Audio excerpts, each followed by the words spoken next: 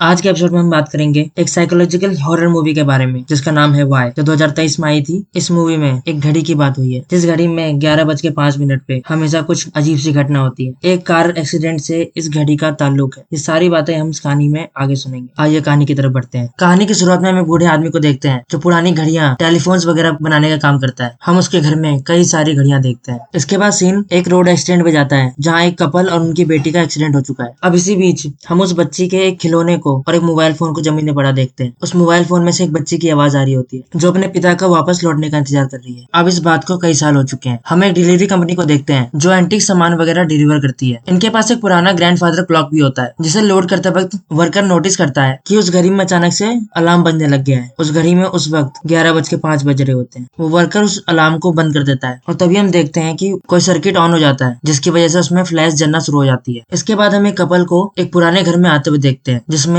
पति का नाम युवन होता है और पत्नी का नाम दीक्षा। दीक्षा वही लड़की है जिसका बचपन में एक्सीडेंट हुआ था, जिसे अभी हमने थोड़ी देर पहले फ्लैशबैक में देखा है, जिसकी वजह से दीक्षा पे बहुत बड़ा सदमा पहुंचा था। उस हादसे की वजह से दीक्षा ने अपनी आवाज खो दी थी। दीक्षा के अंकल दीक्षा और युवन को ये पूरा घर दिखाते हैं और उन्हें ये भी बताते हैं कि दीक्षा के माता पिता की डेथ के बाद उसकी दादी की भी हार्ट अटैक से डेथ हो गई थी। जाने से पहले दीक्षा की दादी ने दीक्षा के लिए बहुत सी जमीन और ये घर छोड़ दिया था। दीक्षा घर में बाकी रिलेटिव्स और अपनी दादी की फोटोज वगैरह देख रही होती है कि तभी घर की लाइट्स फ्लक्चुएट होना शुरू कर देती है। घर का मालिक दीक्षा से कहता है घर में इलेक्ट्रिसिटी की दिक्कत रहती है। अगले दिन युवन का दोस्त अभी युवन और दीक्षा के लिए एक एंटीक सोफा सेट भिजवाता है और हम उसी डिलीवरी कंपनी को देखते हैं जिनके पास वो पुरानी एंटीक घड़ी थी। ये लोग इन्हें बोलते हैं कि ये सामान उनके लिए किसी ने भिजवाया है और ये लोग सोफा सेट के साथ साथ वो पुरानी एंटीक घड़ी भी इनको दे देते हैं। उसी दिन युवन का दोस्त अभी उनसे डिनर पे मिलने आता है और अभी युवन से पूछता है कि तुमने दीक्षा को वो वाली बात बताई कि नहीं, जिस पर युवन कहता है कि वो नहीं चाहता कि दीक्षा को किसी बात से कोई सदमा पहुंचे, इसलिए दीक्षा को उसने अभी तक कुछ भी नहीं बताया है। अभी ये दोनों किस बारे में बात कर रहे हैं ये तो हमें कहानी में आगे चल के पता चलेगा। अगली सुबह दीक्षा सफाई करते वक्त इस घड़ी का सेटअप करती है और घड़ी में चाबी लगाकर घड़ी को ऑन भी करती है, लेकिन ऐसा करते ही घड़ी में 11:05 का टाइम आ जाता है और घड़ी में फ्लैश वगैरह जलना शुरू हो जाता है। दीक्षा इस घड़ी में झांकती है और उसे एक सफेद परछाई दिखती है जिसे देखकर दीक्षा बहुत ज्यादा डर जाती है। उसे घर में किसी की परछाई दिखती है जिसे देखकर दीक्षा बेहोश हो जाती है और एज एन ऑडियंस हम भी घर में एक परछाई को भागता हुआ देखते हैं। अगले सीन में हम युवन को दीक्षा के साथ देखते हैं जहाँ पर डॉक्टर दीक्षा को इंजेक्शन दे रहे होते हैं। यहाँ पर डॉक्टर युवन से कहते हैं कि दीक्षा को पहले से ही पीटीएसडी की बीमारी है और उसे फिर से कोई सदमा लगा तो दीक्षा को लकवा भी मार सकता है, इसलिए उन्हें जल्द से जल्द किसी साइकेट्रिस्ट से कंसल्ट करना चाहिए। ये बात सुनकर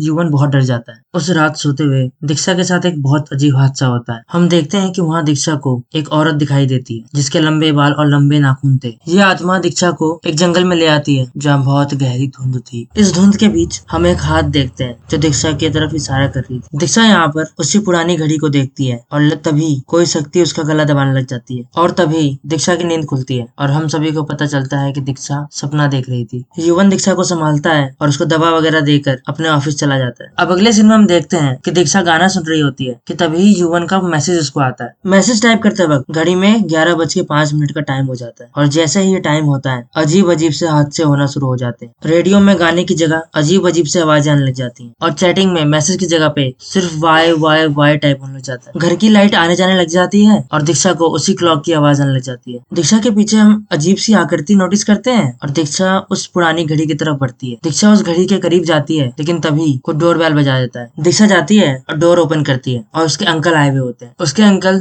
दीक्षा के लिए उसके माँ बाप की फोटो लेके आते हैं एक बड़े से फ्रेम में, जिसे देखकर दीक्षा बहुत खुश होती है। इसके बाद जब युवन अपने घर वापस आता है तो वो भी क्लॉक की अजीबोगरीब फ्लैश लाइट को नोटिस करता है लेकिन उस पर ज्यादा ध्यान नहीं देता। बाद में डिनर टेबल पर दीक्षा के अंकल बोलते हैं कि गांव में दीक्षा की जमीन पर लोग कब्जा करना चाहते हैं, इसलिए उन्हें जल्द से जल्द रजिस्ट्री करा लेनी चाहिए, जिसके लिए युवन और दीक्षा को गाँव आना पड़ेगा क्योंकि दीक्षा के सिग्नेचर्स रिक्वायर्ड है। रात को सोते वक्त अंकल की नींद खुल जाती है क्योंकि उस पुरानी घड़ी में से अलार्म बजना शुरू हो जाता है। अंकल उठते हैं और देखते हैं कि अजीब अजीब से घटनाएं शुरू हो चुकी हैं। घर में अचानक से लाइट चली जाती है और अंकल को कोई शक्ति पीछे तक खींच के ले जाती है। सुबह अंकल युवन को बेहोश हालत में हॉल में पड़े मिलते हैं। युवन उन्हें संभालता है और होश में आने के बाद अंकल युवन से कहते हैं कि इस घर में जरूर किसी बुरी आत्मा का प्रकोप है और अंकल रात में हुई सारी घटना के बारे में युवन को बताते हैं, लेकिन युवन उनकी बात का भरोसा नहीं करता। युवन को लगता है कि ये सब जरूर अंकल का भ्रम होगा। ऑफिस आने के बाद युवन ये सारी बातें अभी को बताता है और अभी भी युवन को ये सारी बातों को सीरियसली लेने को कहता है और अभी युवन से कहता है कि उसे दीक्षा को जल्द से जल्द किसी डॉक्टर से भी दिखवाना चाहिए। लेकिन तभी युवन को अचानक से दीक्षा के कई सारे मैसेजेस आने लग जाते हैं जिनमें दीक्षा कहती है कि घर में उसके साथ कई सारे अजीब अजीब सी घटनाएं हो रही हैं, जिस पर युवन जल्दी से जल्दी घर की तरफ भागता है। अगले ही सीन में हम दीक्षा को देखते हैं जो अपने बाथरूम में नहा रही होती है और उसे कर्टेन्स के पीछे किसी की परछाई दिखती है और वो डर के बाथरूम से बाहर भागती है। तभी वहां पर युवन आ जाता है और दीक्षा से पूछता है कि क्या हुआ है। दीक्षा कुछ बोल तो पाती नहीं है, लेकिन पीछे की तरफ इशारा करती है। उसे बचपन वाले एक्सीडेंट का फ्लैशबैक दिखाई देता है और वो बेहोश हो जाती है। ऐसे में अगले दिन एक साइकेट्रिस्ट को घर बुलाया जाता है। साइकेट्रिस्ट जब घर आते हैं तो उन्हें स्टोर रूम से किसी की आहट सुनाई देती है। डॉक्टर जब तक स्टोर रूम की तरफ बढ़ते तब तक घर का वॉचमैन आके उन्हें रोक लेता है और उनसे कहता है कि यहाँ कुछ ठीक नहीं है, यहाँ पे अजीब अजीब चीजें होती रहती है। डॉक्टर साहब दीक्षा को चेक करते हैं और युवन को सलाह देते हैं कि वो पूरे घर में सीसीटीवी कैमरा लगा दे। युवन ऐसा ही करता है और पूरे घर में सीसीटीवी कैमरा लगवा देता है। अगले दिन डॉक्टर साहब, युवन और अभी कैमरा फुटेजेस चेक कर रहे होते हैं। तभी डॉक्टर साहब युवन से कहते हैं कि कुछ कुछ जगहों पे कुछ टाइम पे कैमरा रिकॉर्डिंग्स नहीं हो पा रही, जिसपे युवन कहता है कि यहाँ पे इलेक्ट्रिसिटी की प्रॉब्लम। और तभी घड़ी में 11:05 का टाइम हो जाता है और युवन को बाथरूम में लाइट जलती बुझती दिखाई देती है। और फिर युवन दीक्षा के रूम की तरफ देखता है जहाँ दीक्षा बेड पर उठ के बैठ गई है और बहुत अजीब सी हरकतें कर रही होती है। युवन ये सारी बातें डॉक्टर को बताता है, लेकिन डॉक्टर इन बातों पर विश्वास नहीं करते। उनके जाने के बाद डॉक्टर घर पे ही रुकते हैं और अगली बार घड़ी में 11:05 पे वो दीक्षा को ऑब्जर्व करते हैं। वो देखते हैं कि दीक्षा ने अपना सर पकड़ रखा है और बहुत बेचैन हो रही है। वो ये भी देखते हैं कि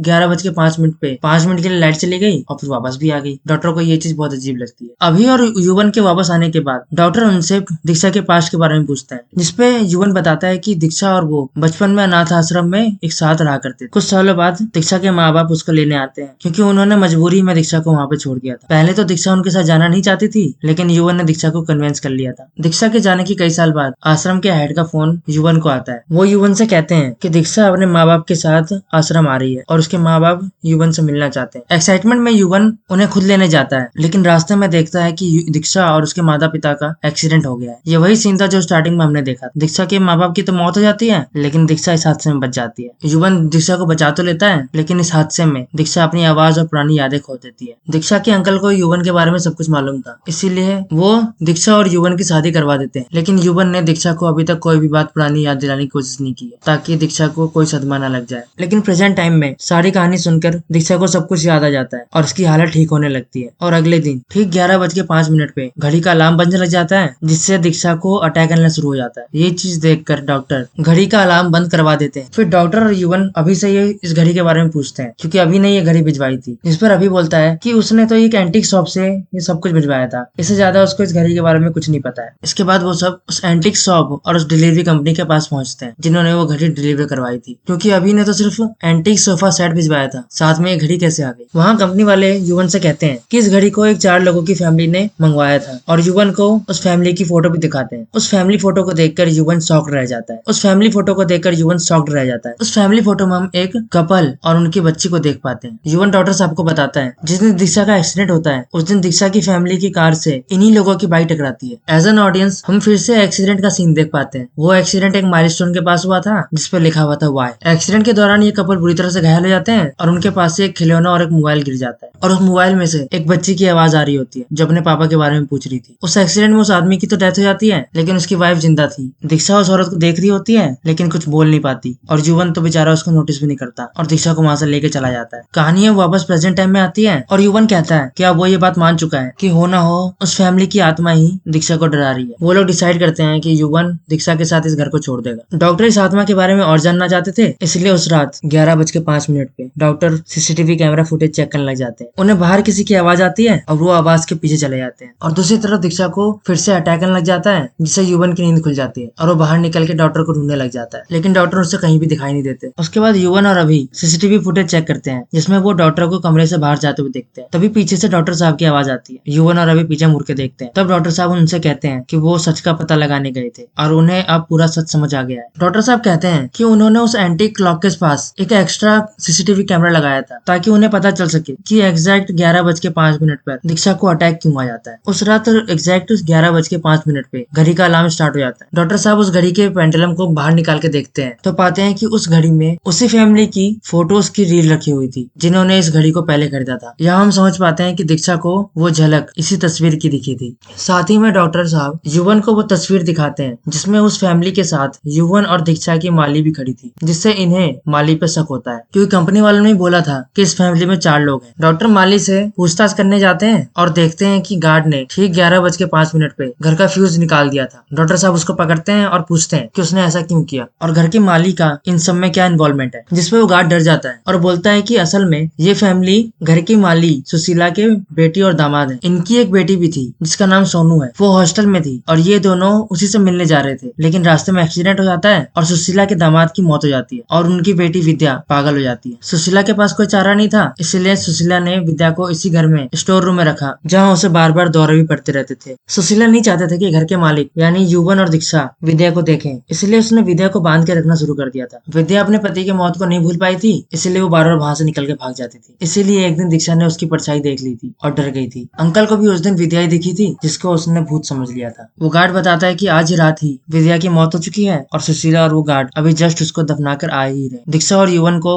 सुशीला के लिए बहुत बुरा लगता है और वो लोग विद्या की बेटी को अपने साथ रख लेते हैं और अभी और डॉक्टर भी वहां से चले जाते हैं। अगले सीन में हम डॉक्टर को देखते हैं जो कि युवन के घर का सीसीटीवी फुटेज डिलीट कर रहे होते हैं। तभी अचानक से उन्हें कुछ दिखता है। उन्हें सीसीटीवी फुटेज में एक काली परछाई दिखती है, लेकिन ऐसा कैसे हो सकता है क्योंकि विद्या की मौत तो उस रात पहले हो चुकी है। अगले सीन में हम सोनू को देखते हैं जिसको घड़ी का अलार्म 11:05 पे सुनाई दे रहा होता है। उसे अपने बर्थडे का दिन याद आता है जिस दिन उसके माँ बाप ने उसे ये घड़ी गिफ्ट करी थी। वो अपनी माँ से पूछती है कि वो उसका बर्थडे हमेशा 11:05 पे क्यों मनाते हैं, जिसपे विद्या कहती है कि क्योंकि इसी वक्त पे तुम्हारा जन्म हुआ था। प्रेजेंट टाइम में सोनू अलार्म की आवाज का पीछा करते हुए नीचे आती है और उसे खिड़की के बाहर अपनी माँ की आत्मा दिखाई देती है और मूवी यहीं पे खत्म हो जाती है। मूवी काफी सर घुमा देने वाली थी। तो सिंपल वर्ड्स में मूवी कुछ ऐसे थी कि सोनू के माता पिता उसके लिए एक एंटीक घड़ी लेते हैं जिसमें सोनू के बर्थडे का अलार्म लगाते हैं और एक्सीडेंट के बाद अभी को वो घड़ी एक एंटीक ऑफर में मिल जाती है जिसे वो दीक्षा और युवन को भेज देता है। लेकिन उसी घर में तो विद्या भी होती है और जब भी वो 11:05 का अलार्म बजता है और विद्या उसके पीछे पीछे भाग आती है, जिसकी परछाई देखकर एक बार दीक्षा और उसके अंकल डर जाते हैं। हालांकि बाद में विद्या की मौत हो जाती है। सोनू और उस घड़ी के होने के कारण विद्या की आत्मा उसी घर में रुक जाती है। तो इस तरह से पहले लोगों को भूत के होने का धोखा होता है और बाद में उस घर में सच में भूत आ जाता है। मूवी कहानी कंफ्यूजिंग थी लेकिन अच्छी थी। इस तरह की और मूवी एक्सप्लेनेशन सुनने के लिए चैनल को जरूर सब्सक्राइब करें। आपको जिस मूवी का एक्सप्लेनेशन सुनना है उसका नाम कमेंट बॉक्स में जरूर लिखें। तो मिलते हैं नए मूवी एक्सप्लेनेशन के साथ नेक्स्ट टाइम।